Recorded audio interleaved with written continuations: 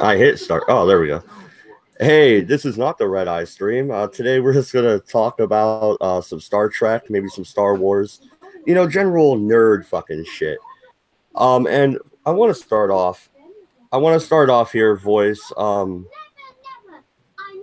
How the hell is season one the best season of Enterprise? I don't buy that. Give me a couple reasons why season one was good, and I'll give you a couple why it sucked donkey dick. Because that's when there was still soul to it. They were still just getting out of the solar system. They had to work for it. But in seasons 3 and 4, basically they were being able to do things, and their ship was able to do things that, Voyager wouldn't have been able to do. They just went too far, too fast. There should have been, season one, the entirety of season one should have been just getting into space and maybe a couple of trips around our solar system. Season 2 would have went further, starting to go out into deep space, visiting the Vulcan home planet, a few other planets that we are friendly with.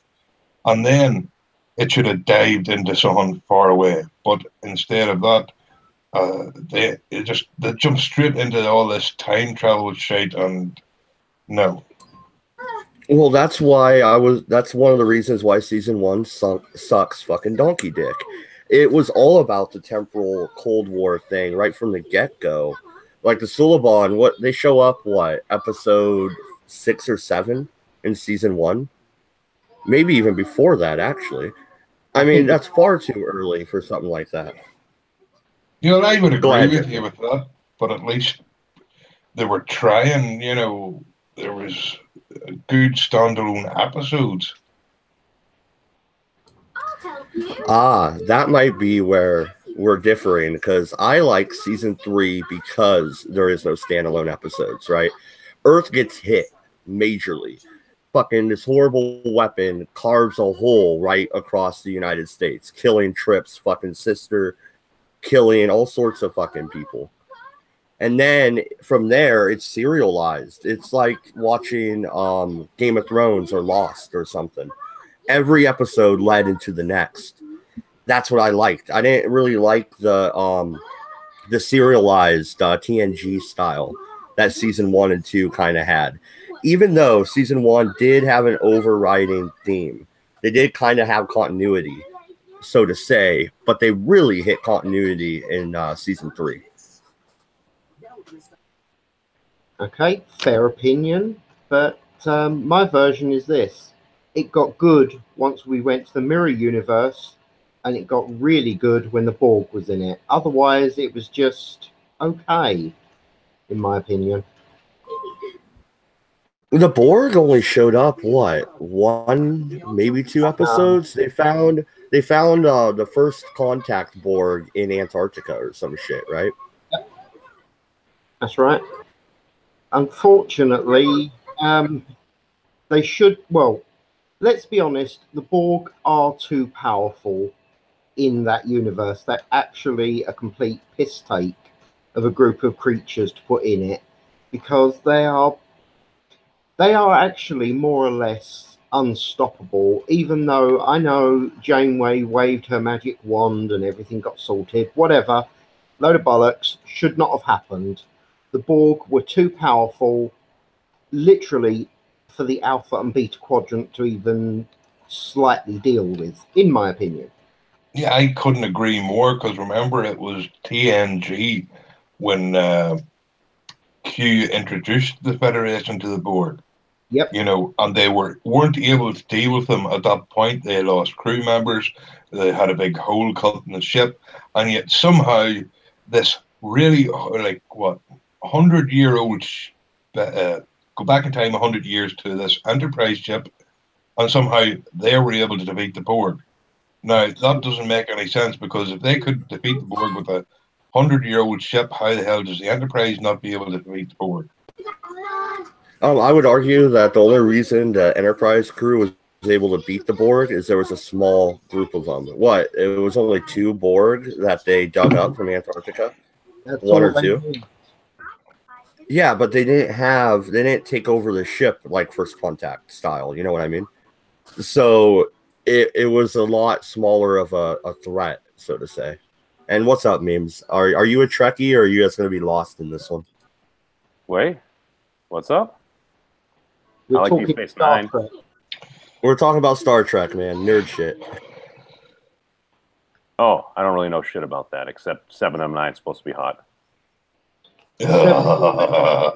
Supposed to be hot? You haven't even seen Voyager? What? No. Skin tight catsuit. That's all I have to say. I'm sorry, she looked better when she had her bald implants. She looked so much cooler. What are you, a transhumanist? You want to fucking rock that fucking implant right off her face, huh? No. Yeah, if you ever want to talk transhumanism with me, I'm fine with that. But if you've got any humanity in you, you might not like where I go with some of my ideas. Me and I have long conversations about this sort of shit. So, Basically, the Borg Queen is Janton's perfect date. yes. Sorry, did I say that fast enough? I apologise.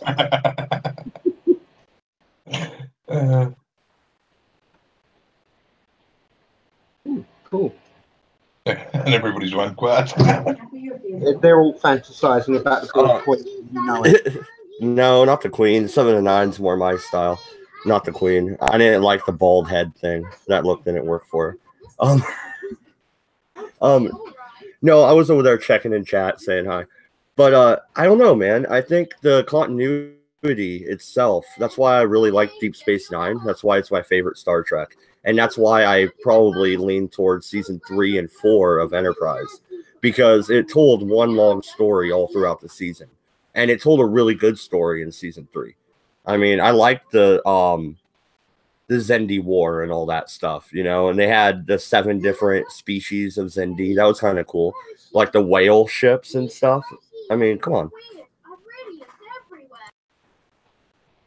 They weren't bad, I suppose. Unfortunately, it looks like Voice can't stick around. And Omega, we're talking Star Trek, so good luck if you don't know anything about Star Trek. Right. As I was saying, well, as you were saying, you like the stuff with the Xindi War. Yeah, it wasn't bad, except absolutely no mention of it whatsoever was ever made in any of the other Star Treks. And you'd think someone blowing an effing great hole in America would probably be mentioned, maybe, you know. I can explain that. Go on then. The fucking the war, the time travel war or whatever. So that could explain it, because it was a new timeline ever since the temporal Cold War. Ever since that started to happen, it started changing stuff in actual timeline of Trek itself. And so it altered it. So I bet you know, now it's probably in the records. Like that episode of Deep Space Nine where Cisco became the guy that ran the riots, you know? Oh, yeah. You know what episode I'm talking about? Yeah, and now all of a sudden his picture was in the history book where it wasn't before. Because they showed that later, like Quark and them get stuck on Earth or whatever, and the on the way to Earth, fucking what's his name? The kid Ferengi, I can't even remember his name right now. But he's looking through the history of Earth, and there it is, a picture of fucking Cisco. Are you talking about Cisco's son's friend? Yeah, fucking Rom's dad.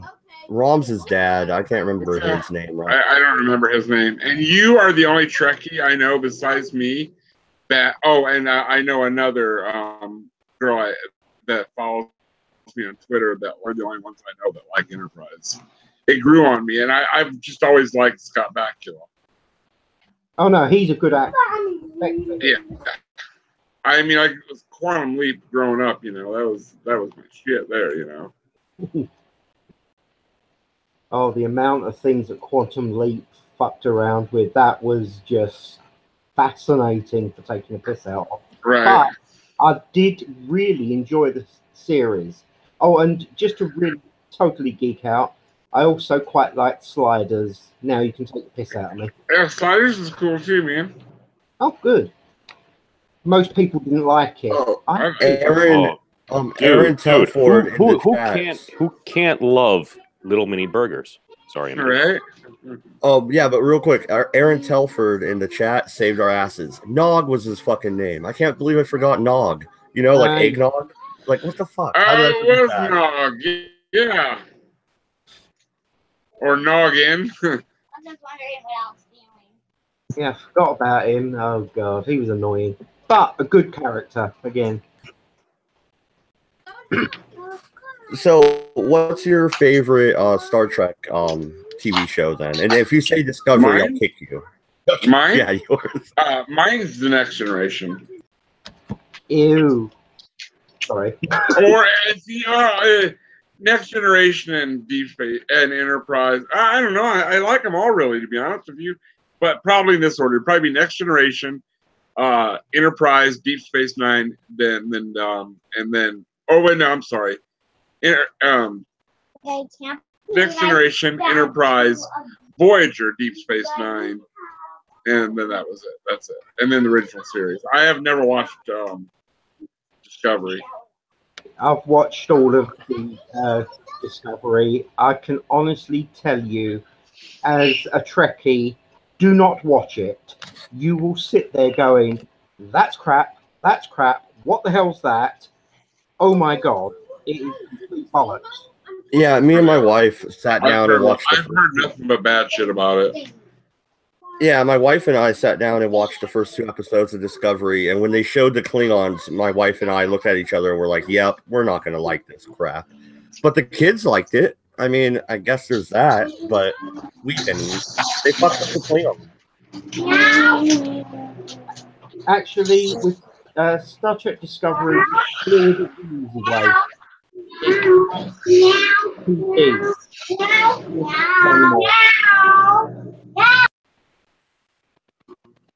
Mole, you can unmute when you're ready to talk again. It sounds like your son's in the background saying meow a bunch, and so I muted you. Go ahead, Jensen. Yeah. Like I was saying, all you need to say about Star Trek Discovery is its nickname, STD. There's not much more needs to be said about it, really. And they didn't think that one through, did they? I mean, come on now. Yeah, you kind of got to wonder when you actually give your show the nickname STD. Do they really think people aren't going to take the piss out of it? I mean, it didn't need all of the faults it had. Just that name was bad enough. Someone else's go.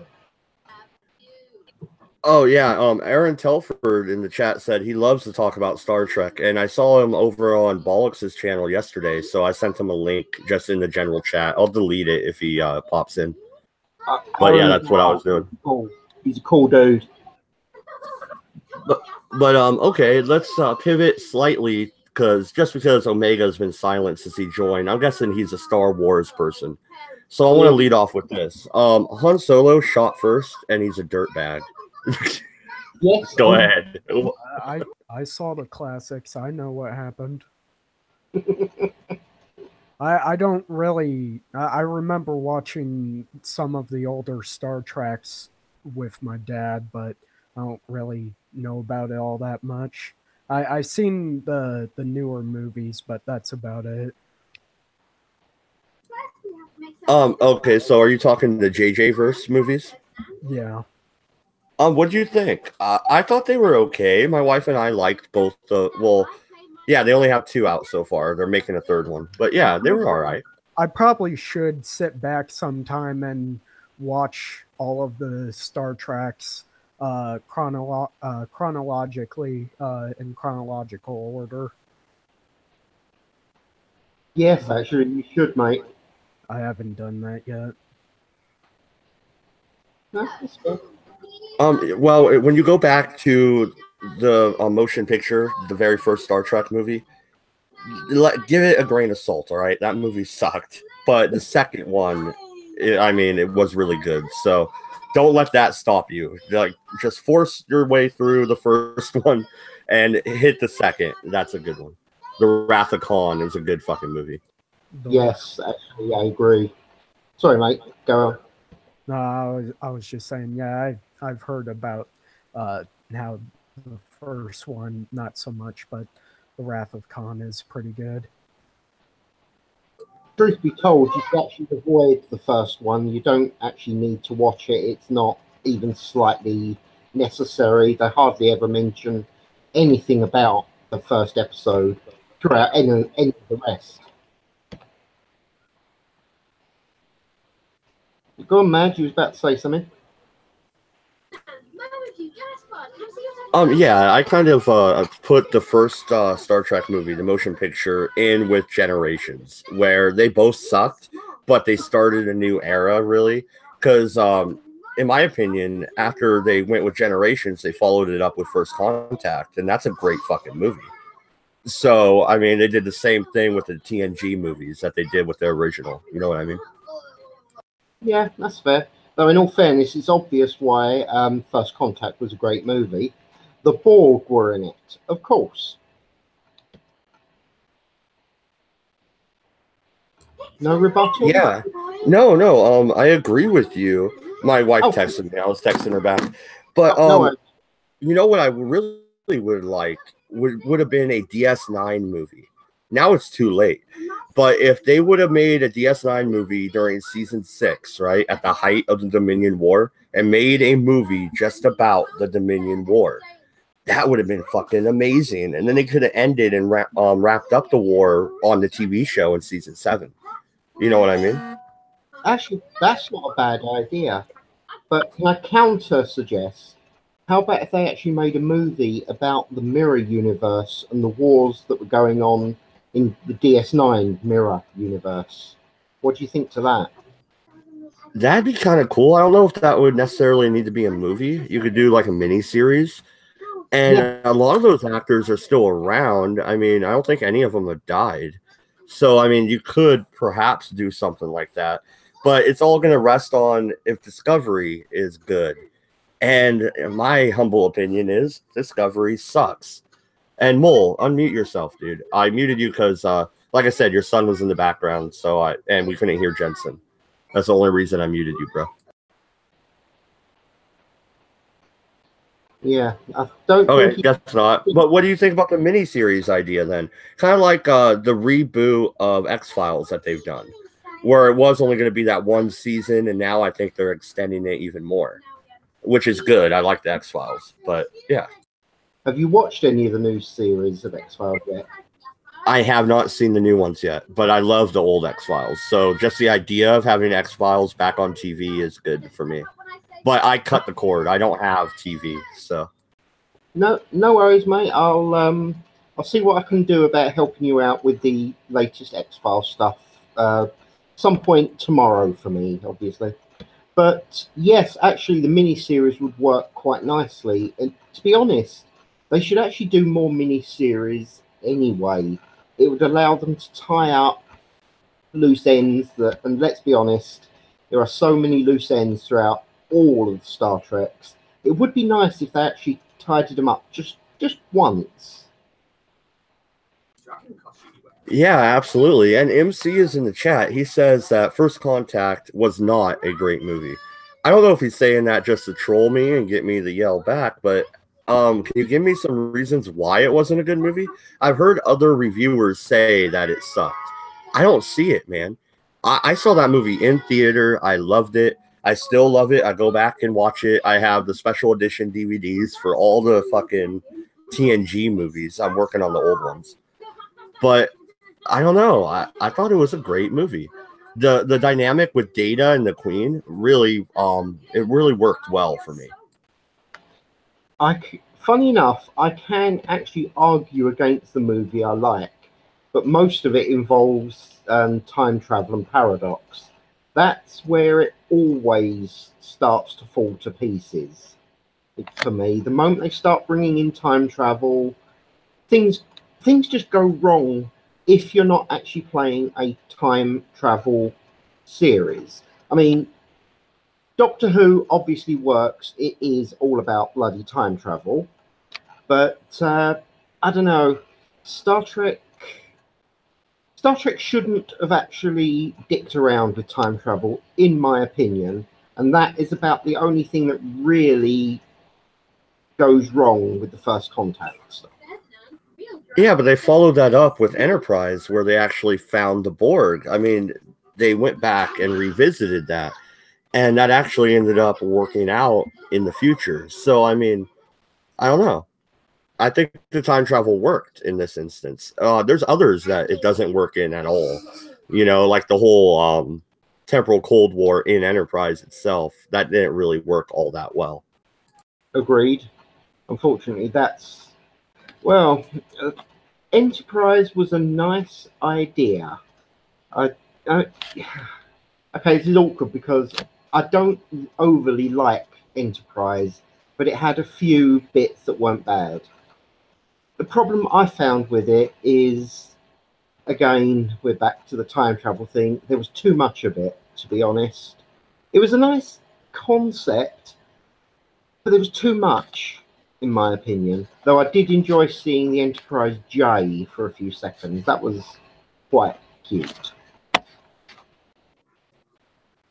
Oh, excuse me. No, but what I didn't like about it was Daniels left how much high-tech shit in that fucking quarters of his. Like, really, you're a fucking time traveler from the future. You can go back, right? You can go back and grab all that shit. You know? I mean, you don't have to leave it in a locked fucking weird fucking locker inside your quarters. You know what I mean? That was really odd to me. And then they just lock it off with this thing that looks like a boot that you put on the fucking car when you get too many parking tickets. You know what I mean? Like, no, what the fuck was that thing? So if you think about it, when it comes to Daniel, the reason he actually left that shit there was for them to find, so as they could fix the problems going on. Obviously, he had the advantage of looking at it from the future, so to him, he knew what they needed to do, but he couldn't tell them. But by accidentally, and I really hope you're putting in air quotes here, accidentally leaving all that tech behind, that's the reason they were able to do the shit they were able to actually do. Oh, and I swear to God, if T'Pol says the Vulcan Science Academy does not find a fucking blah, blah, blah about time travel, if she would have said that one more fucking time, I would have hung myself. Like, all through the fucking show, man. Like, I just want to slap the shit out of this Vulcan cunt. Like, God damn it. Let's be honest, the Vulcans were idiots. The Romulans had the right way to do it. I'm sorry, this whole going back to logic and all that, no. Vulcans were actually meant to be really good warriors. But the moment they became the science nerds, and that's saying something since we're all Trekkies, but since the moment they became the science nerds, I don't know, they actually lost too much. To me, the Romulans were better, but that's my opinion. Yeah, no, I kind of agree with you, other than the fact the Romulans, they were always poised to be our biggest enemy, but we never went to war with them, at least that we saw on screen. And I think that's a crying shame. I really do. I think we've seen the Klingon Federation War. In DS9, you saw a little bit of it. You've seen it in other stuff also. So, I mean, that was good, but I want to see some Romulans and Federation go at it. Can you imagine the USS Defiant with the fucking cloak engaged actually going up against the fucking Warbird? And then even when you decloak, you don't have to raise shields at that moment because the Defiant has the armor plating. So, I mean, you're already at an advantage at that point over the Warbird, where you decloak and you're vulnerable, then you raise shields, right? Even if it's a second, someone like Data could fucking fire. So, I think the Defiant would have a pretty good advantage in that situation. Okay, I'm now going to upset you. The Defiant was a pile of shite. It was a useless, tiny little craft that they overhyped. Oh, the same... oh no, no! I'm gonna pull Worf. I'm gonna pull a Worf. Tiny. Oh, seriously, mate, go for it. I'm sorry, I will take you to pieces on this. That is a piece of junk. I mean, it was okay for what it was designed to do, which was to harry the Borg. Basically, it was a pile of crap. The Romulans would unfortunately tear the Federation to absolute pieces. Just a second, Jensen, go ahead and continue in a second. But Aaron can't use that link I put in the chat. Will you send it to him on Twitter? I'm pretty sure you're following him. I'm not yet. I will be after we finish the show. But yeah. No worries. Just give us a sec on it. Dum-de-dum-de-dum. So one quick thing I must comment. It's not the size of the ship in the fight. It's the size of the fight in the ship. You're not wrong. Yeah, no, and look at the Defiant, just the maneuverability over a Galaxy-class starship. It could fly circles around the Enterprise. I would take the Enterprise in a bet to lose over the Defiant losing if they were to go head-to-head. I'll take the Defiant every time. I love that little ship. We must remember the Pathfinder Luke Skywalker once, with just an X-Wing, took out the entire Death Star. Yeah, but that was, a carefully placed. It was an engineering error that seems to continue to happen. Yeah, let's get blunt. Unfortunately, the Defiant and its class of ships were nothing more than, well, light cruisers going up against battleships. Yes, it was fast. Yes, it was armored. Not got a problem with that. Problem is once you broke its armor, which obviously couldn't be that good because the ship wasn't that big, the second you broke its armor, the ship was going to be blown into bloody pieces. And unfortunately, I can't actually send it to Aaron because I don't know what name he uses in Ogre's channel. So he's kind of fucked. I can't actually send it to him. Sorry.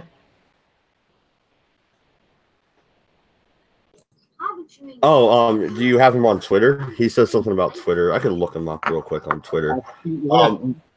Yeah, Memes and Jensen, keep talking real quick while I bounce over to my Twitter and send him a link. Yeah, no problem. So at least, no. I keep on hearkening back to the old Sega game Pirates Gold, where you could have a fully loaded Spanish galleon and everything with 200 cannons or whatnot. My little sloop was 16. As long as it's maneuverable and you can just take most of that shit out, dude, I mean, if you get hit, you're fucked.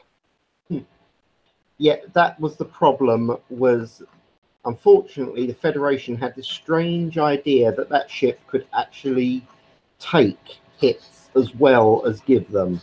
I mean, your basic idea, I'm completely with you on. Speed over power generally does win until power hits speed, and then it kind of goes horribly, horribly wrong for the fast ship. What can I say? Well, what do you mean, though? Did you not see the Defiant in action against the Dominion?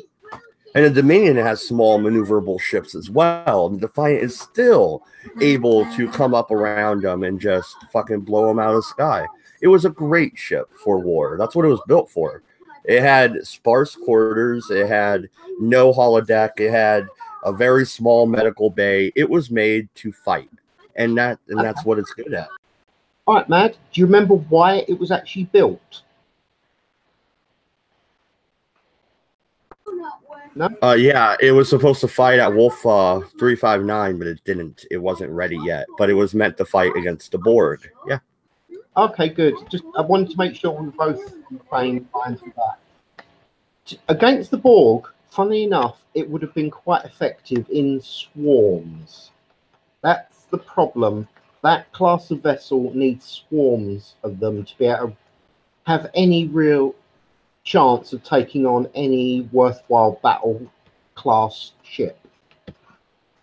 Do you disagree? And assuming that you're actually still messaging him. Oh, I don't know. Because they only built one or two of them. So I mean, was it meant to be a swarm type ship, or was it meant to be just a really powerful ship that could switch the phase cannons rapidly? You know, you could switch what frequency that you're phasers are firing at. That way you can confuse the Borg and they wouldn't adapt. Yo, Mads. So it had multiple phase cannons. Mads, your frequency is all messed up. You need to unplug and plug. Yep. And you are correct, except for one little thing. Have you ever played the game Star Trek Armada or Star Trek Armada 2? They actually detail that shit a whole lot better. It almost sounds like, and again, this is somebody with absolute minimal Star Trek experience. If anything, that almost sounds like a kind of a kamikaze warship. Yes, that's actually a very good description for it. It was originally meant to be an escort stroke, basically swarm ship to try and slow down the Borg, because let's be completely honest about it, one single scout cube, and I'd like to point out that the first cube they met was actually only a scout cube, came in and absolutely destroyed the Federation at Wolf 359. So, yeah, had the Borg actually sent their bigger cubes, and I'm going to guess, assuming Mad can hear me, that he does know about the larger cubes that they made. If they'd have sent even one of them, there is absolutely nothing the Federation could have done. We would have all been Borg, and that would have pretty much covered it. All right, then. What's the Borg again? What are the Borg are like a species of, well, I don't even know if I would call it that. They're a conglomeration of different species that have been assimilated into one race with machine and organic parts combined. They have a hive mind. They're made up of organic and inorganic material. Yeah, imagine like a giant evil beehive that is trying to find more and more worker bees. Oh, so they're kind of like the body snatchers, except add cybernetics. Yeah, sort of. Fair enough. Yeah. Hive mind thing. Okay, gotcha. Okay. In that case, means as Mad doesn't seem to be doing much talking, I'm going to take over. Haha. So, what kind of... We cannot allow you to actually take over. You may speak, but I am enacting your number one rule, which is never give you any power. Okay, that's a good choice. Continue. Yes. What kind of stuff are you actually into then, if you're not into Star Trek? I mean, at the end, let's be honest, if you're on here, you're probably some sort of nerd. So what's your thing? What? I have many things. I mean, I was always more of kind of like a Star Wars, like look at the engineering of a lightsaber with kyber crystals and shit like that, or maybe more of, actually more medieval, typically. I mean, I'm more of like a Lord of the Rings, this and that. But I like them both. But yeah, if I could if I could retire and just forge some swords and axes and build some armor and shit, I would be happy. Hell yeah. In case, did you actually know that humanity, with our technology level right now, hello Aaron, we actually can make a basic version of the lightsaber.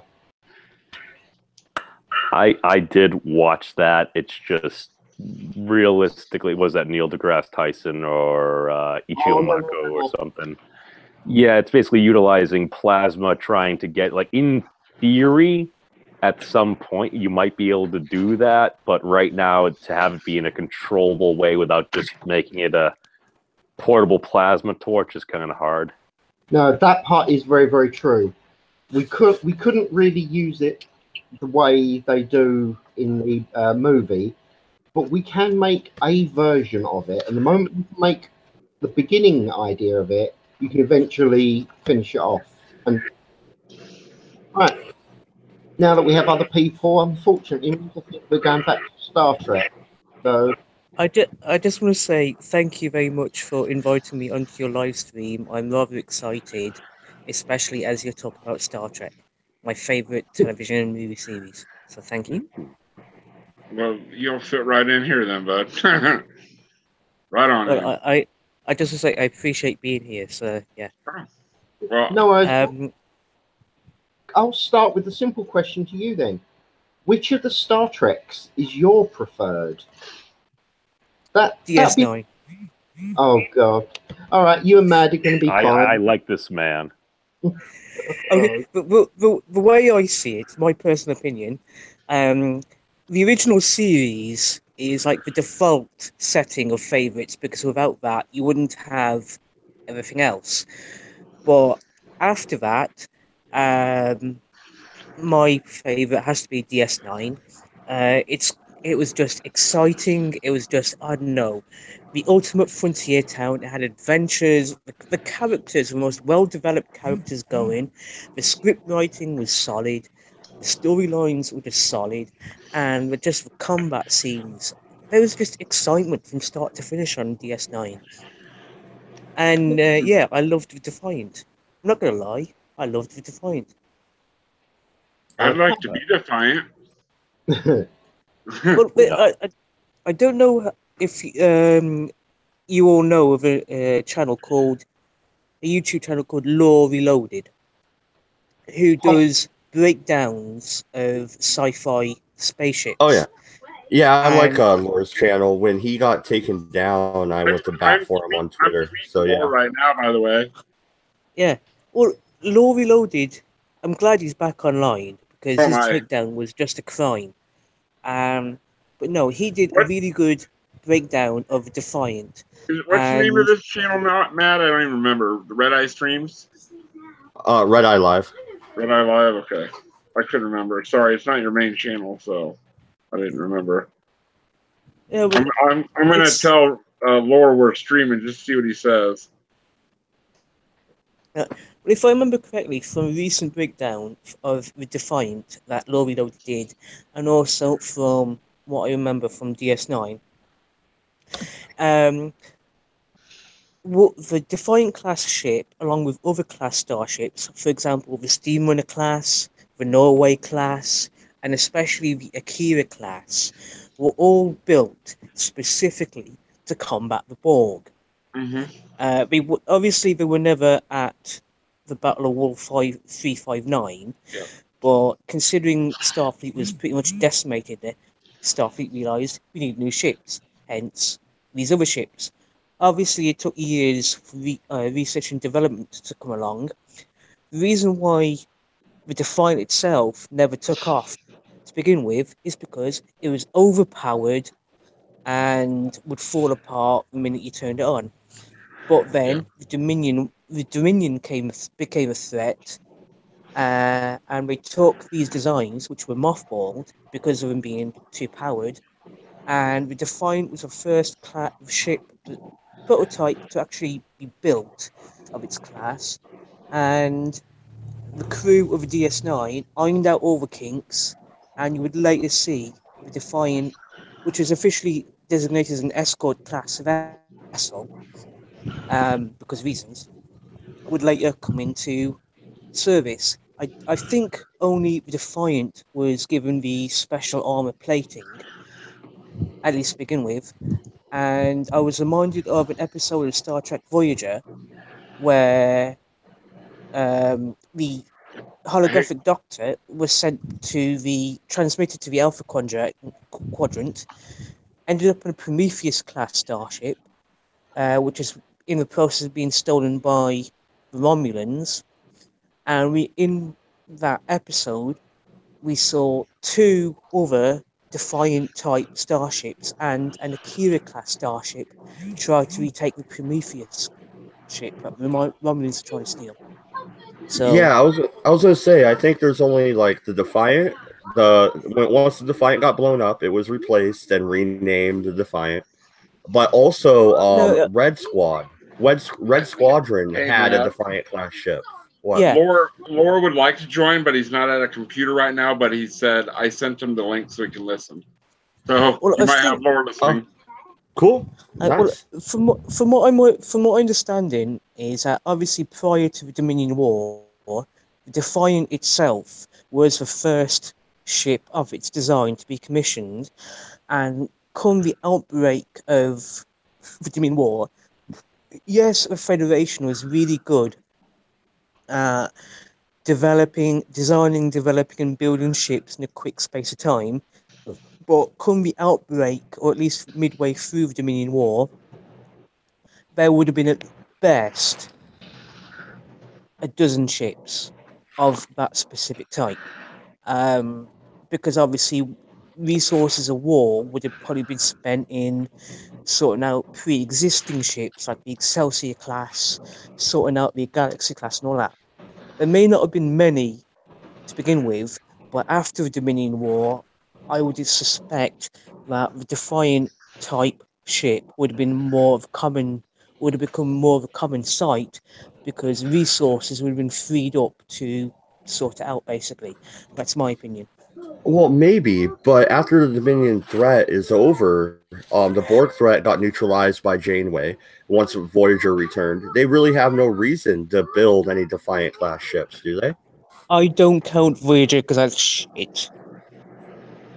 I really can't stand the fair Voyager enough. series.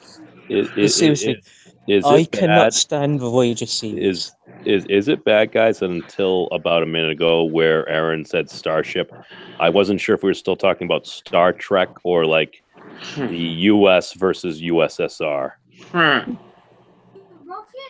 it's funny you say that because that's an allegory between the Federation and the Romulans. That's why the Klingons are really the bad guy in the original series. They wanted the backdrop of like a Cold War style. Yeah. Go ahead, Aaron. Sorry to interrupt, but my understanding is, and apparently it's documented several times, Star Trek was created in the backdrop of the Cold War. The Klingon Empire was based on the USSR, or inspired by the USSR, while the Romulans were inspired by Communist China. Yep, sounds about right, except there is one thing to remember, that everything about the Federation is pure socialism at work. So it's kind of funny, really. There's a couple of books I've got at home. I can't quote you those books right now because at the moment I'm in a pub, not at home. So another time I'll have to find out those books, message someone about it, and those two like behind the scenes books gives you some like really interesting background behind the development of Gene Roddenberry's getting together TOS. But yeah. Well, Lore Reloaded said in the chat, the Dominion still has its entire infrastructure in the Gamma Quadrant. The Romulans and Brains still have their infrastructure also. So the need for a defensive fleet is arguable. That's true, but doesn't the Federation really always take a stance of we're going to stand back and let everything happen, and then once you bloody our nose, then we'll get involved? They really have a passive stance. Yeah, as a rule, they're not usually the aggressor. Pre-Dominion War, I would agree with that. But post-Dominion War, especially when you've got the Borg, the destruction of the Romulus and Remus and then Supernova and all that stuff, and whatever happens to them in Star Trek Online afterwards. I don't know. I do not play that game yet. But after the Dominion War, the Alpha Quadrant goes to shit. And so my interpretation of what I've got available is Federation has to reassess its various ideals. And because of the Dominion War, it's just churned out like a motherfucker these warships from the Defiant class to the Akira class and everything in between. And you'd be like, well, we've got these ships built. We need them because, well, the Alpha Quadrant is going to shit. Our relationship with the Klingons is now in question. Yeah, so like the peaceable nature of Federation, as we see in TNG, is now in question, and there's a possibility the Federation is going back to what it was during Captain Kirk's day, Cold War style, against everyone. Sounds about right.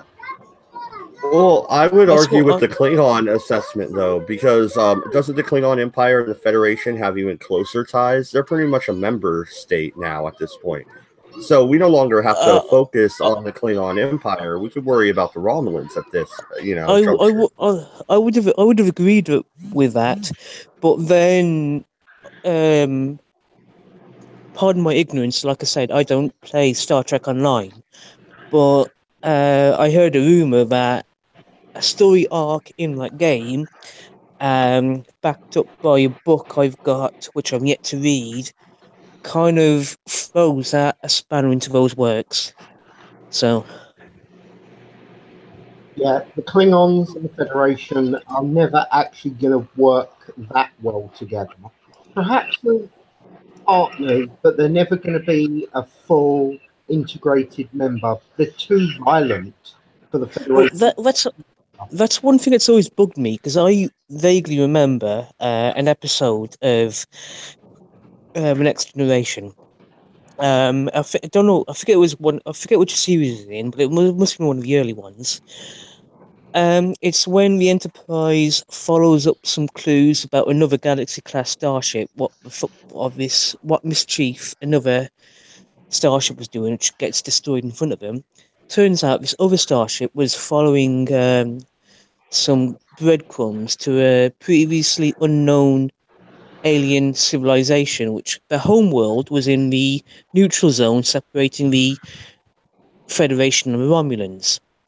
And there was in one scene when Wesley Crusher comes into the Captain Picard's office.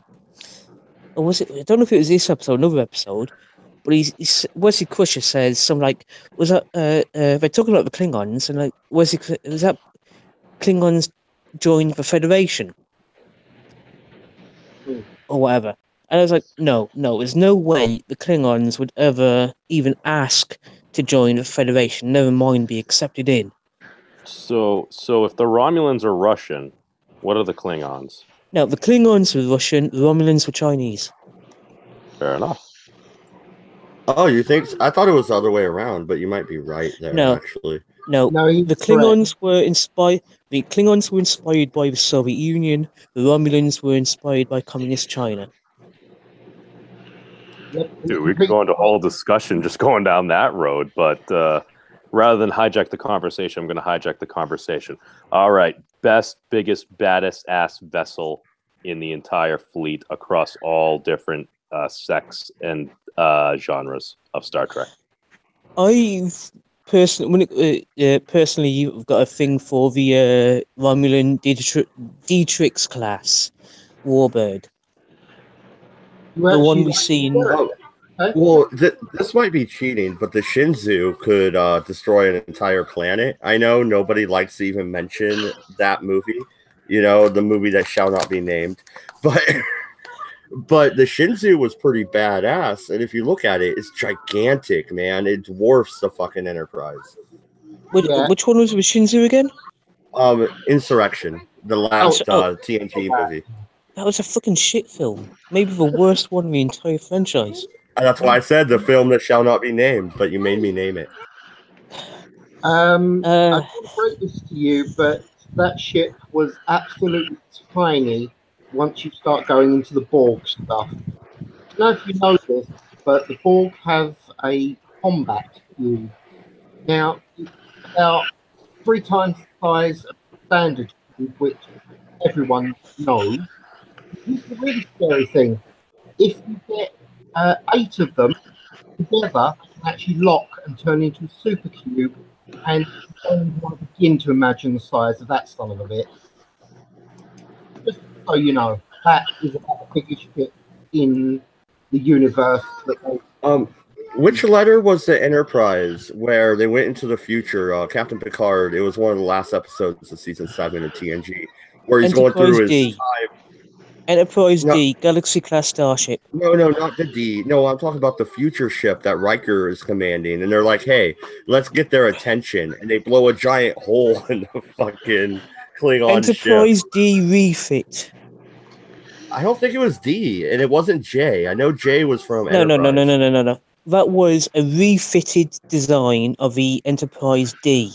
It was still a Galaxy-class starship, but among the many refits, it had a third warp nacelle as opposed to the standard 2. I think you're referring to the final episodes of the season 7, the conclusion episode. But I now know what you're talking about. That's the Enterprise D refit. I just like that weapon where they blew the giant hole, and was it a Romulan or a Klingon ship? I'm having a hard Klingon time warship, remembering. Klingon warship, because the Klingons and the Romulans went to war. Klingons won, and the entire Romulan Empire was now occupied territory to the Klingons. You're right, because Worf had to rejoin the crew, and he was now Yeah, in the Klingon high council or whatever. I remember now. no, Yeah. if I remember correctly, Worf was given given the rank of governor over some Romulan territory. Picard went chasing after him, seeking his help to you need to join us to get this anti-time nexus, whatever it's going on, fixed, because it happens to be within what used to the former neutral zone between the Romulans and the Federation, and Worf was the only guy they could find to get them in without getting their asses kicked. But then the Klingon ships turned up. Admiral Reich on the Enterprise D refit turned up, and everything you just said. Such a good episode.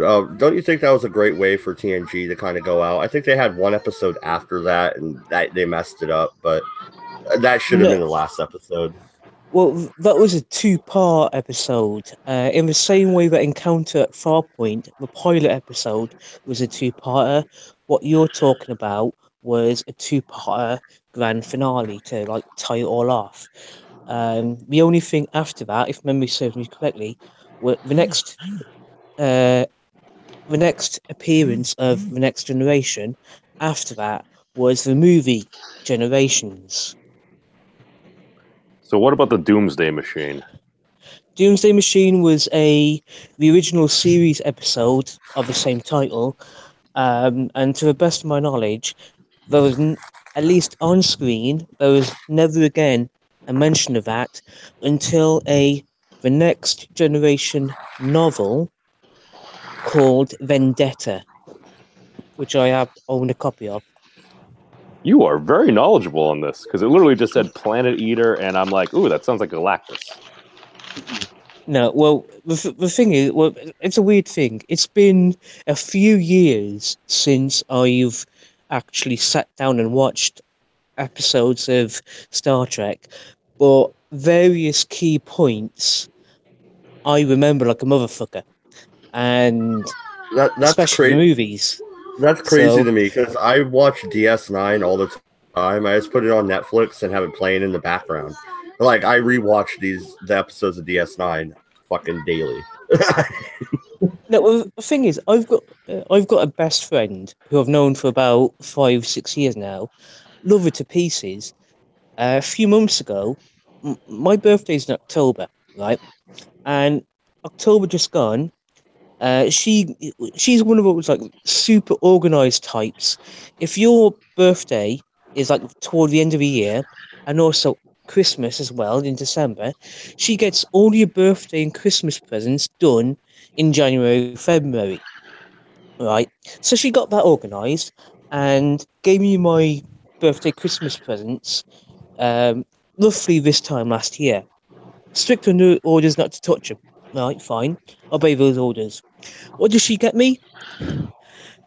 Nearly all 7 seasons of TNG and DS9, first season of TOS, first season of Voyager. There's a few gaps, but I fill them in. And this all brings back memories of everything I'm talking about. And being a faithful Star Trek fan, I try my best to be on it like white on rice. All over it. Oh, that's an awesome gift, man. Yeah, I went to Goodwill not that long ago, and I found some Star Trek novels here. I got one on the Klingon Empire. It was only 99 cents. I can't wait to dig into that. So I'm probably going to start that book tonight. I got a couple of DS9 novels as well.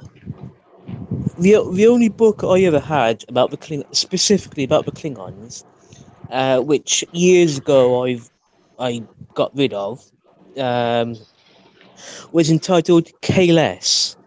Obviously about the prophet hero Kayless the Unforgettable. And it's like set in, although it's like a self-contained book, it's spread across 3 separate eras of the Klingon Empire. And I just remember, I don't know if I regret getting rid of it or not, but I just remember it was a good book, and yeah.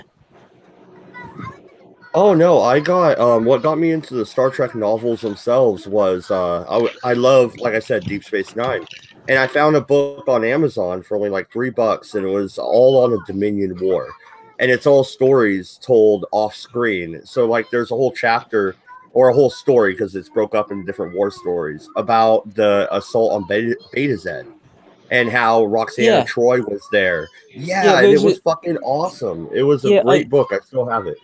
I used to have, I had that copy. I read it, but I since got rid of it. That was I think a standalone book about the Beta Z. And then there's also a 4-part book series called The Dominion War.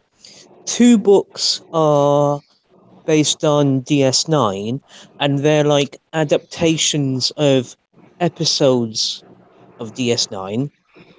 The other 2 books are about basically TNG books, but the crew on the Enterprise E. Because obviously the Enterprise D gets destroyed long before the Dominion War even starts.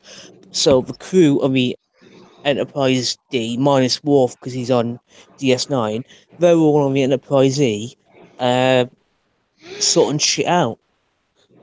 So yeah, if you've got, see, when all this shit's done, look up the 4-part book series, Star Trek: The Dominion War.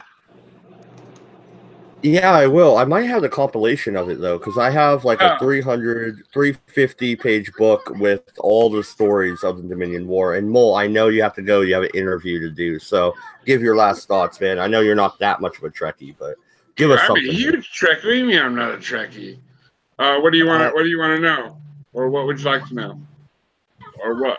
What would you like me to say? What would you like? Tell me why Voyager sucks. It's a pile of shit, Voyager. Let's be honest. I don't really think Voyager sucks. I think the plot is a little bit convoluted and not very well thought out. I mean, just the being stuck thing. I don't think that. I mean, they thought that out very well. I mean, the distance anyway. Oh, and there's so many cool things they could have did with that. Yeah, and all they did was a wannabe Klingon race for the first 3 seasons. Fuck off. The Kazon could suck a dick. All right. Sorry. Yeah, and More Reloaded is probably still watching. I know you don't cuss on your streams, but we do over here, so I apologize, man. No, and the Kazon, I think, are culturally appropriating dreadlocks, so the SJW should kill them. No, I'm just joking. And speaking of Nog, they had Nog as a young Kazon. Are you kidding me? That threw me off the whole episode. His voice, I remember I'm like, that no, episode. that's Nog. Yeah. Yeah. I like eggnog. So do I. Eggnog's good. But no, Mole, tell me a little bit more about how you feel about Voyager. You got, what, 10 minutes before you have to go, you said? I like Voyager. At first, I wasn't real sure about Voyager, but once I started watching it, and I like the way I like the way they mixed the Maquis and Starfleet together. I think Janeway is a great captain. Mole, that's something I wanted to talk about real quick, and why you're still here. The Marquis. They could have did so much good stuff with the Marquis, especially after they got Thomas Riker to steal that ship and everything. They should have let him get away, all right? Thomas Riker and Eddington should have teamed up and made the Marquis an actual force. During the Dominion War, how much territory could the Marquis have taken? I mean, but no, they just scrapped the idea and wiped them out. It was a writing decision. Mm-hmm. And I don't like that. I think the Marquis was a great storyline they should have kept. I think that they could have went a different direction with it. And if and before I go, I'd like to piss everybody off by saying that I enjoy Enterprise, and I don't care what anybody says. At least you did say that you like Star Trek Discovery. I think me and you would have probably had to stop talking at that No, point. no, mate. I've heard nothing but bad stuff about I've heard nothing but bad about Discovery. I haven't even watched it yet. I mean, I'm sure STD is what you will. were looking for. You were looking for STD. I heard nothing but bad stuff about STDs.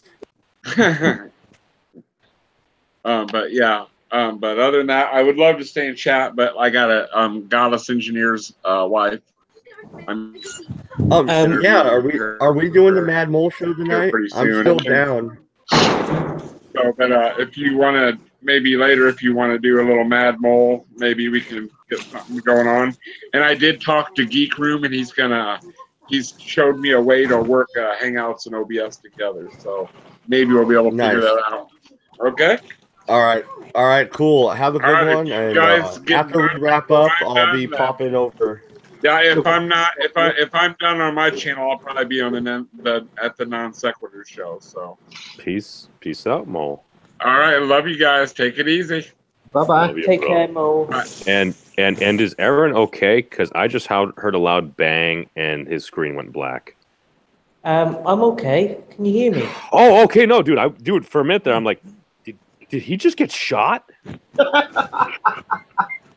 I'm sorry, man. It's my number 6 universal truth. Our minds tend towards the worst place. Well, oh god, like that would said, be horrible. No, you know how many of those YouTube videos we would be on, like the top 10 worst stuff that ever happened on a live stream? We'd be like number 3. Yeah, we're talking Trek, and one of our panelists gets freaking killed.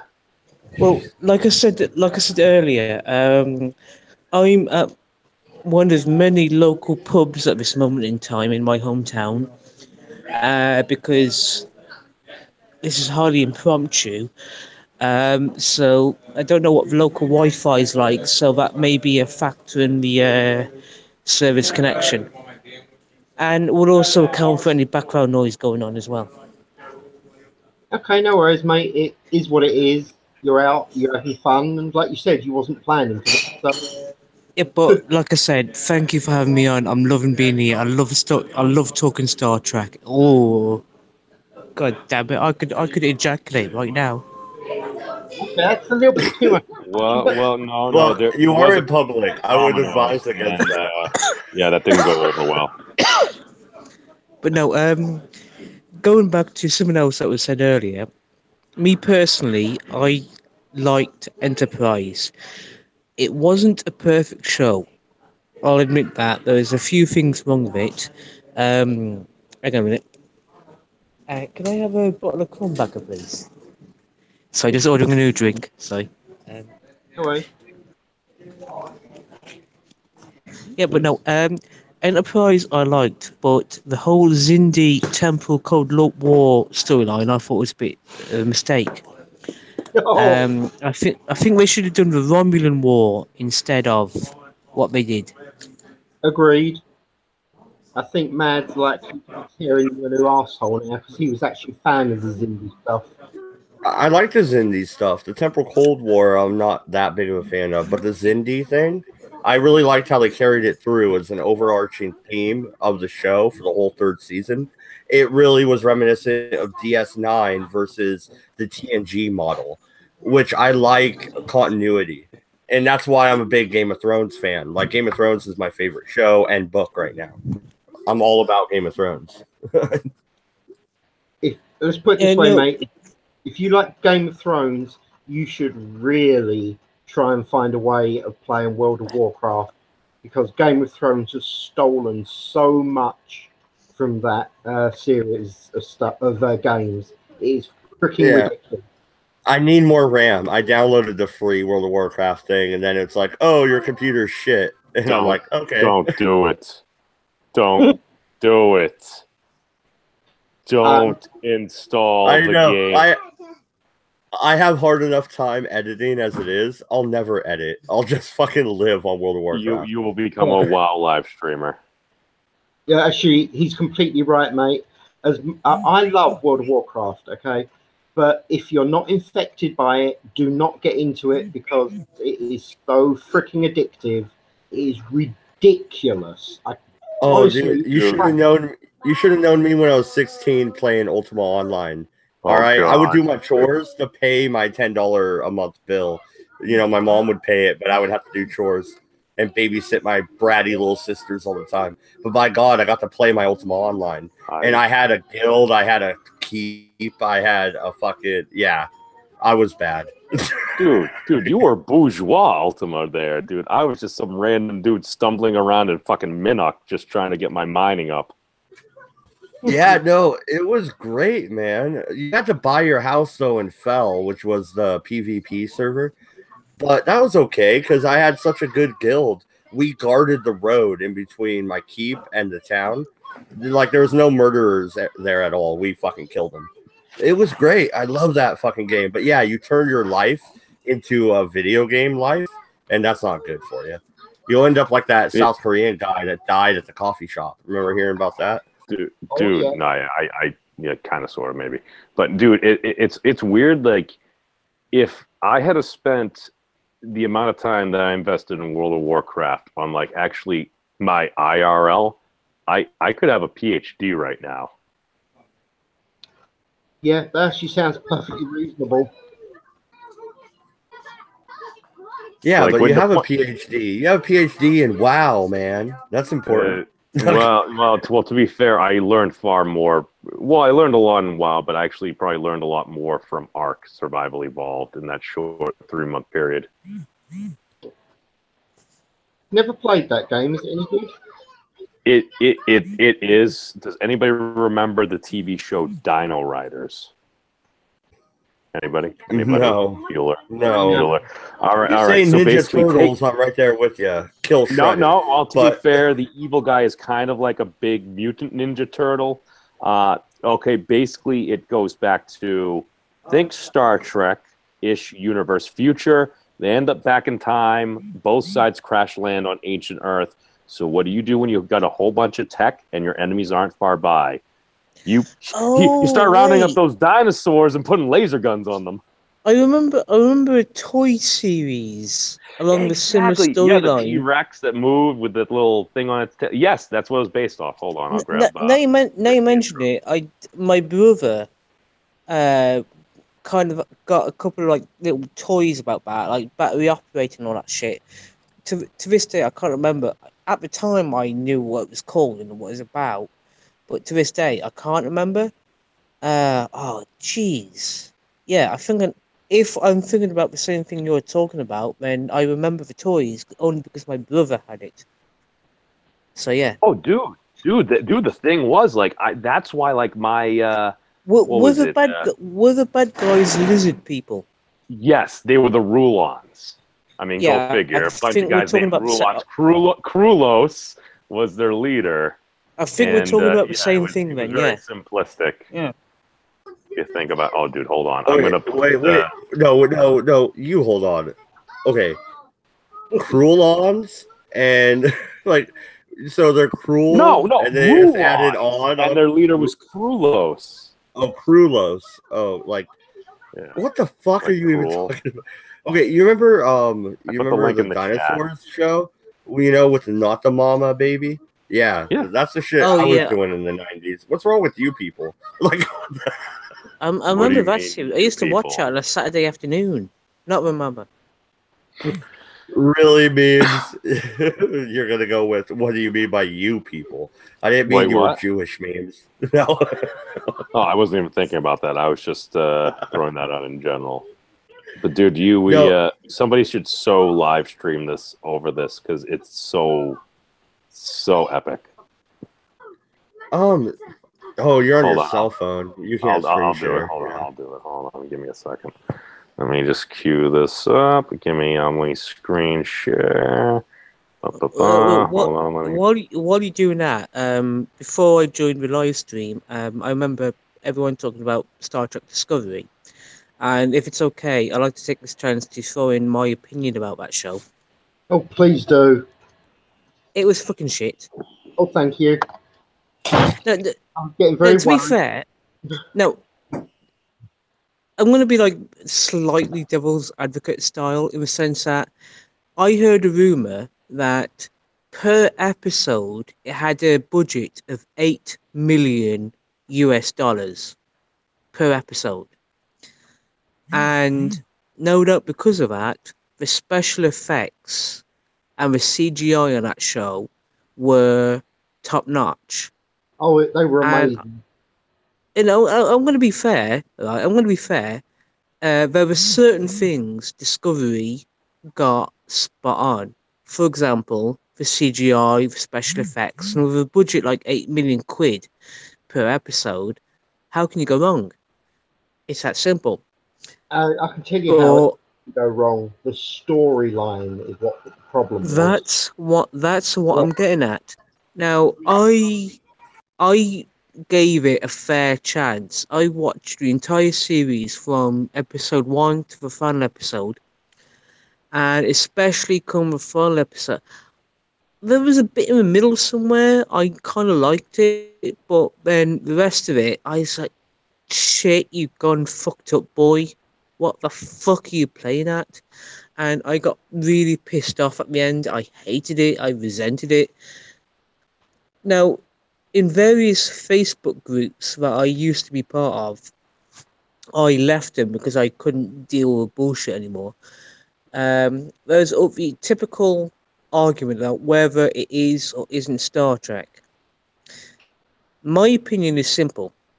Because the studio, CBS, owned the TV rights to Star Trek, and because Discovery is a TV show, for that reason alone, it is Star Trek. CBS own the rights, what they say goes, and for as long as that stays true, like it or hate it, Discovery is Star Trek. That said, from a fan's point of view, from my point of view, Discovery is a motherfucking pile of dog shite. I fucking resent it. There are no words to describe how much I despise the car crash that is. Yes, it looked amazing, and yes, there was maybe 1 or 2 episodes that were decent, but I fucking hated Discovery. Up until Discovery happened, in my opinion, the worst version of Star Trek by far would always have been Star Trek Voyager. It's that fucking simple. I can't stand anything to do with Star Trek Voyager. Fucking resent it. Star Trek Discovery was so fucking bad, it made Voyager look good. And that was a motherfucking mission. If you get me. Oh, I completely agree, Matt, and I don't disagree. Before you do your thing, Means, can I just point out there's a series out there called The Orville. I cannot stress enough. If you like Star Trek, watch The Orville. I've heard about that, but it's apparently being streamed on a series called Hulu, and as far as I know, it's not accessible in the UK. Yeah, sure, not accessible. Well, I've seen all of them thus far. Obviously, I live in the UK, but let's just say I don't worry too much about where I should and shouldn't watch my programs. Point is, unfortunately, well, I'm one of those people who do, and so as long as that stays true, I can't watch Orville unless it comes out on DVD. Actually, this stream has been brought to you by Virtual Shield. Virtual Shield, the internet's #1 VPN service. I heard about that. Yeah. Am I getting a Patreon donation now? Maybe a sponsorship. By the way, you can actually watch most of the Orville stuff on YouTube if you look for it. So you can actually get to watch it if you want to. I haven't watched pirate copy. If it's pirate copy, I'm not interested. I want to watch good quality shit. Yep, it's not pirate. It's as I say, it's on YouTube, so the choice becomes yours.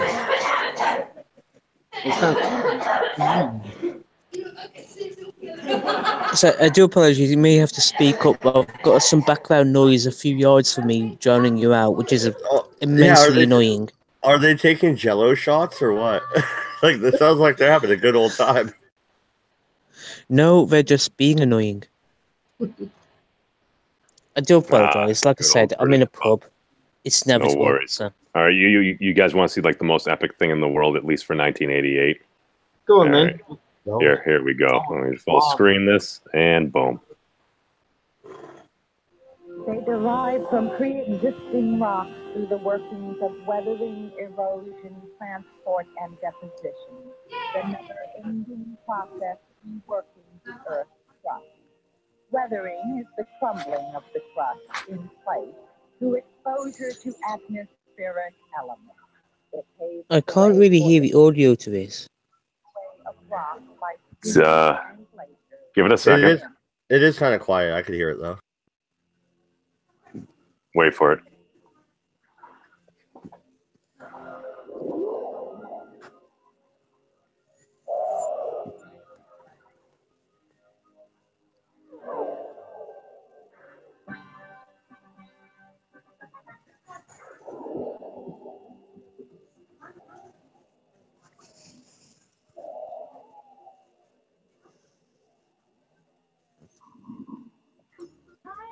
Okay, memes. This is seeming like dead air, dude. All right. Yeah. No.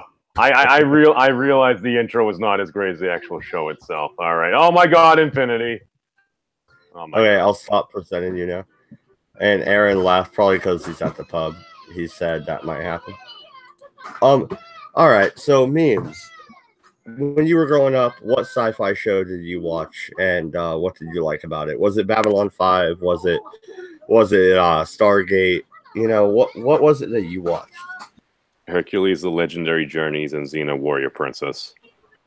I watched those too. My mom liked them. My little sister used to run around the house with that annoying Xena yell. Yeah. Oh my God. Oh, I just wanted to beat the crap out of my little sister all the time. Like that was horrible. You sound like you have a great sister. Oh yeah, my little sister Brittany. Yeah, she's something, all right. But no, I mean, what drove you to that? Because I know what attracted me to Star Trek. It was the idea of adventure beyond where we are. You know, it used to be the ocean. It used to be sailing across the sea. From what I understand, forgive me for interrupting. From what I understand, when Gene Roddenberry was sorting out initially writing Star Trek, the most popular thing on American television were westerns, right? And one of the most popular TV versions of a western was a show called Wagon Train. And when he finally organised his idea for Star Trek, he pitched it as Wagon Train to the Stars. So, at least as far as the original series is concerned, it was a Western in space. Space Cowboys. Yeah. No, he's absolutely right. And look at William Shatner's portrayal. Like it totally fits that. He was trying to be a Clint Eastwood, but in space. And so, if you take it from there, Tosh, the original series was meant to be exactly that. A Western in space, Wagon Train, because specifically Wagon Train, the original, the Western series back in the day, was when you had these like people going from place to place to place to place to place, and that's what Star Trek was. A ship, instead of a convoy, it was a specific ship going from place to place to place to place to place. So a Western in space, if you pitched it right, was easy to sell.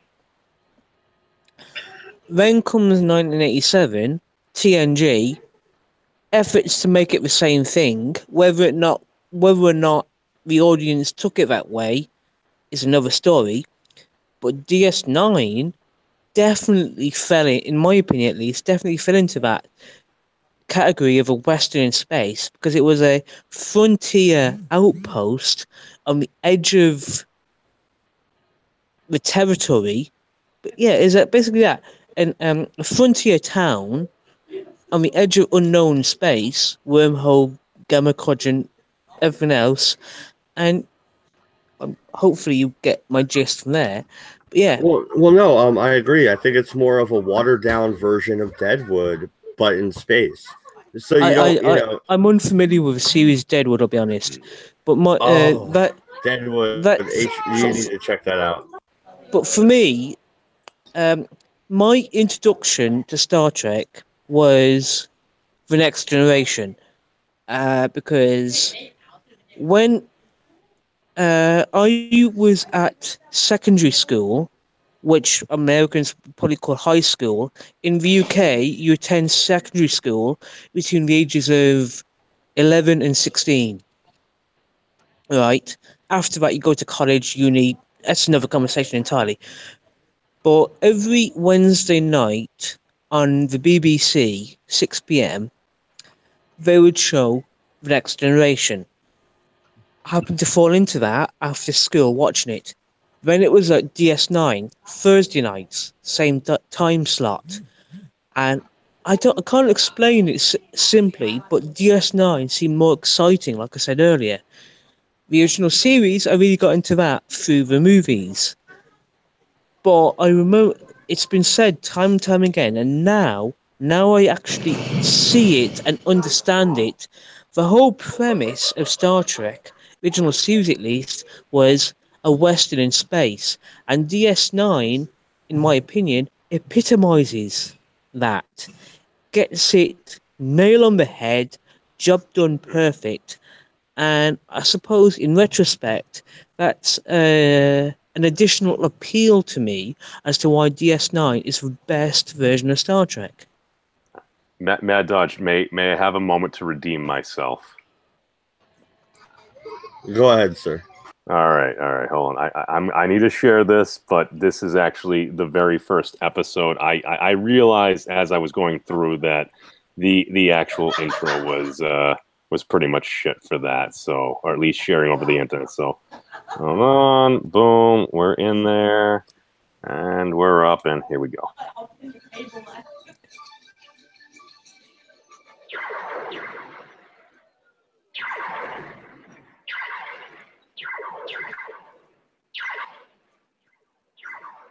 The gridlock's closing in on us. Yeah, and the whole Rollon Armada is right behind.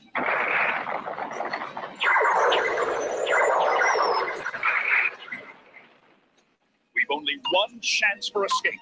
Turret, prepare for space-time energy projection. But the step is damaged. We may not have the power to make it. Turret, activate the step now! It's no use, Superstar. I'm giving it all she's got. The Valorian starship is going to gamma acceleration, Lord Kronos. The Valorians are still within range. Don't let them escape. Engage tractor beam now! Tractor beam is locked onto us. We're getting a power surge. We may just make it. They're draining our energy. We're losing power. Disengage tractor beam.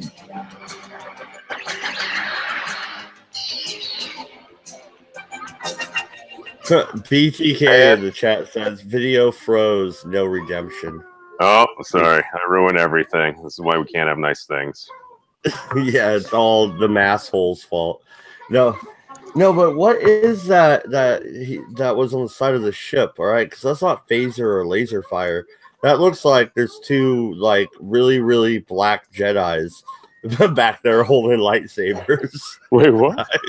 Are you talking about me or the pub? No, I'm talking about the video you were showing with the starship and then the two things jetting out from the side. They weren't connected to the ship. It's there's two fucking Jedis back there holding lightsabers. Wait, what? No, they fired a tractor beam. That was just the design of the ship, man. But it doesn't connect to the ship. But I didn't notice. I'm sorry. Maybe I was lost from my childhood. Maybe I'm just stuck in like 1988. Well, I was 4, so I don't remember much other than Poltergeist from '88. Just They're Uh, here.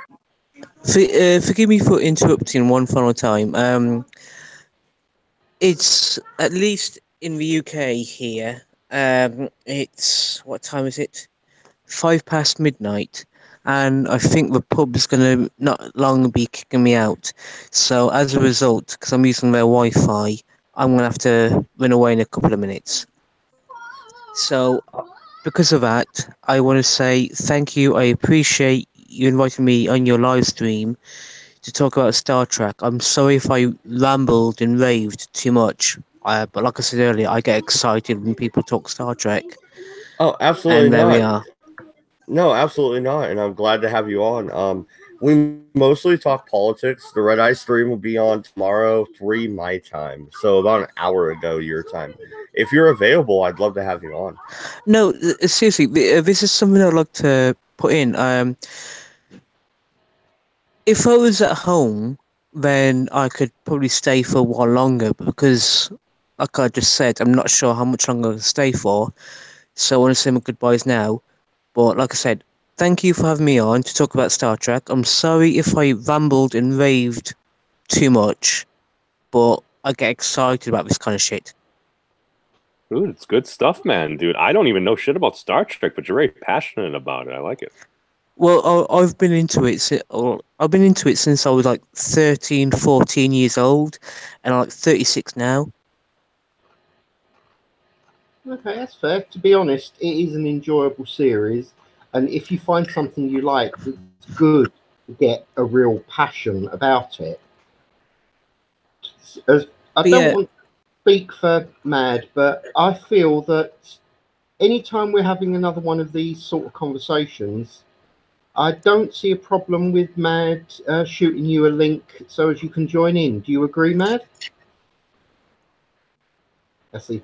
Okay. Oh yeah, no, oh yeah, absolutely. And like I said, tomorrow we're gonna go back to the Red Eye stream, the regular programming. So we're gonna talk a little bit of politics. And I saw you on Common Sense's guys stream yesterday. If you would like to join us, that would be awesome. well, I'm more, for as long as my own timetable allows it, I'm more than happy to join whatever live stream people are happy to invite me on. Like I said earlier, I just got excited about this because it's Star Trek and I love Star Trek. So if you have another Star Trek channel going on, live stream, I want to be there like white on rice. I want to be all over it. Fucking A, man. Yeah, no, and I plan but- on doing some Trek streams. I didn't number this, but I thought about it. But yeah, we're gonna do more Star Trek streams. If you're ever interested in myself, you've got a passionate Star Trek fan. I'm sorry if I happen to ramble on and talk too much or drown anyone out. I'm sorry about that. It's just a sign of how passionate I am about my favourite sci-fi show. Totally understand, and to be honest, mate, it's good to have someone that is quite happy to sit there and, as you put it, ramble on. As far as I'm concerned, it was fine by me. What Mad says is up to him. And I'm going to guess he's not there. So, oh, good, he's I'm back. still here. No, I'm still here. It takes a second to unmute a microphone there, Jensen. Damn. No, well, but to continue on the conversation a little bit, do you guys want to stick with Star Trek or move on to some other sci-fi or like I'm still good. The babies are still sleeping. I'm golden, so we can continue on. Go for it. Well, go on, mate. I'd like to join in, but I think I'm about to be kicked out of the pool I'm in right now, so I'll have to rejoin another time. But like I say, thank you so much for having me on, and I appreciate it. And if you ever want me on again for another conversation, whatever, you know where to find me now. So yeah, absolutely. Actually, we're already following each other on Twitter, so it made it really easy. So yeah, I'll shoot you another link probably tomorrow. You don't have to click it. I'll just shoot it to you anyway. You're not in my Discord, I don't think, so I'll hit you up on Twitter. I'll be honest, I don't really do Discord because I don't know how, but I appreciate that, and I'll keep track of anything going on.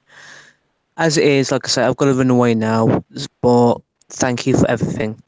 Yep. Have a good night, sir. See you, You mate. too, and Peace out, man. just take care of yourselves. And I hope everyone has a good weekend, and just take care of yourselves. Absolutely. You too, brother. Right. Okay, mate. Good night. You get to the next sci-fi thing, and I'll see. All right. Okay, so what happened to Stargate Universe? Why did they cancel it after 2 seasons? That was a damn good show. Did anybody else see SGU? Of course. Well, wasn't that a good... Well, memes. Come on, memes. You were busy watching this cartoon thing that froze. Wait, what? No, I was watching Xena at the time. TVlinks.com. I believe it was actually a UK-based site back then. Cool. Well, I mean, it was all paid for by somebody somewhere. Ah, right. Okay. Well, so you didn't actually watch Stargate Universe, no? Negative. Okay, well, all right, looks like it's back to me rapping. Well, first of all, Stargate Universe was probably the best of the Stargates. I actually preferred that. It was a lot darker. And to be honest, that was one of the things that annoyed me about Star Trek and quite a few of the sci-fi shows. They weren't actually dark enough. At the end of the day, the universe is a nasty-ass place. And Star Trek makes it seem positively friendly, in my opinion. So they went the Dragon Ball route. And here I get to go. I've never actually watched Dragon Ball, but based on what I've heard, the Dragon Ball genre route. Like I say, I've heard of it, and I know it's something to do with martial arts of some sort. But that's, I'm sorry, I'm confusing you with someone else, Jensen. My apologies. I mislabeled you. Sorry, dude. It's actually one of the. I don't know about Dragon Ball. It's never been my thing. What about you, Mad? Oh, I know who Goku is and all that shit. My good friend back in high school loved Dragon Ball Z. I don't like anime. I don't like it. It's not good. I prefer fucking old school cartoons. You know what I mean? Like, I used to watch Tailspin. I used to watch fucking Rugrats. Doug. I like that, but seeing as my epic fail with confusing JQ and everything like that, yeah, I think it's about time to hit the old dusty trail. Oh, you're signing off too? Well, we can wrap it up then. We talked a lot about Star Trek over an hour. Any last thoughts on Star Trek, guys? And memes, I know you've watched a few episodes. When was the first time you ever watched Star Trek? And did you like it the first time? Deep Space Nine, because it was on. It was interesting, dude. It was a fucking big ass, badass star base with like 5,000 proton torpedoes. Why the hell not? Okay, that's fair. Jensen, when was the first time you watched it? I was young. I remember TNG growing up. So I was born in 84.